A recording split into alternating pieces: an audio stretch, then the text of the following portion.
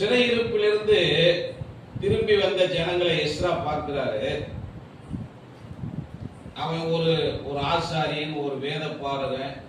அவனுடைய பார்வை எப்படி இருக்குன்னா, இவங்க முற்பிதாக்கள்லாம் ஒழுங்கா வாழல, கர்த்தரை ஒழுங்கா தேடல. இந்த ஜனம் என்ன செஞ்சிருச்சு? அடிமைப்பட்டு சிறைகளா போயிட்டு திரும்ப என்ன செஞ்சிருக்காங்க? வந்திருக்காங்க. இந்த ஜனங்களுக்கு ஒரு சரியான போதனை செய்யணுங்கிறதற்காக சிறையிருப்பிலிருந்து திரும்பினவர்கள் தங்கள் எதிர்காலத்தை உறுதியான ஆவிக்குரிய அஸ்திபாரத்தின் மேல் போடும்படியாக. எழுதுறவர் என்ன பார்வையில் எழுதுறாரு? இதுவரைக்கும் நீ கஷ்டப்பட்ட, இனி என்ன செய்ய? கஷ்டப்படாம இருக்கணும்னா உறுதியான இந்த அஸ்திபாரத்தின் மேல ஆவிக்குரிய வாழ்க்கையை போடும்படியாக இந்த புஸ்தகம் எழுதப்பட்டிருக்கிறது. இந்த புஸ்தகம் அவர்கள் யார் என்ற அடையாளத்தையும் தேவனுடைய உடன்படிக்கையின் வாக்கு தத்தங்களையும் ஆராதனையின் முக்கியத்துவத்தையும் நினைவுபடுத்துகிறது.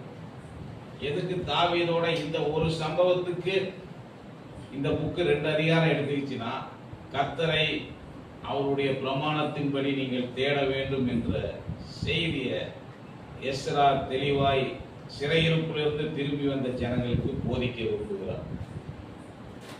சிறையிருப்பிலிருந்து திரும்பி வந்தவங்க அவங்க எதிர்காலம் நல்லா இருக்கணும்னா அவங்களுக்கு உறுதியான ஒரு ஆவிக்குரிய வாழ்க்கையின் அஸ்திவாரம் தேவைப்படுகிறது.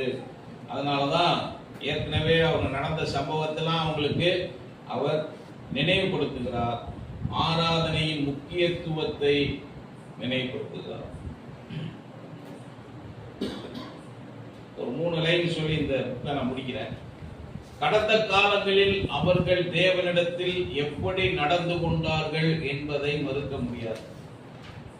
கடந்த காலத்துல இவங்க எப்படி தேவன்கிட்ட நடந்துக்கிட்டாங்கிறத யாராலும் என்ன செய்ய முடியாது? மறுக்க முடியாது. ஒண்ணு. ரெண்டாவது, நம்ம என்ன புரிஞ்சுக்கிறோம்னா, தேவனுடைய வாக்கு தத்தங்கள் மாறாதவைகள். இவங்க எப்படி நடந்துக்கிட்டாங்கிறதையும் மறுக்க முடியாது. இன்னொரு பக்கம் எதை மறுக்க முடியாதுன்னா, தேவனுடைய வாக்கு தத்தங்கள் என்ன எப்படிப்பட்டது? மாறாதவைகள். மூணாவது நம்ம என்ன கற்றுக்கொள்றோம்னா, தேவனுக்கு முதலிடம் கொடுப்பதனால் மட்டுமே பிரகாசமான எதிர்காலம் உண்டாகும். இந்த 3 பாயிண்ட்ல நான் முடிக்கிறேன். தேவனுக்கு முதலிடம் கொடுப்பதனால் மட்டுமே பிரகாசமான எதிர்காலம் உண்டாகும்.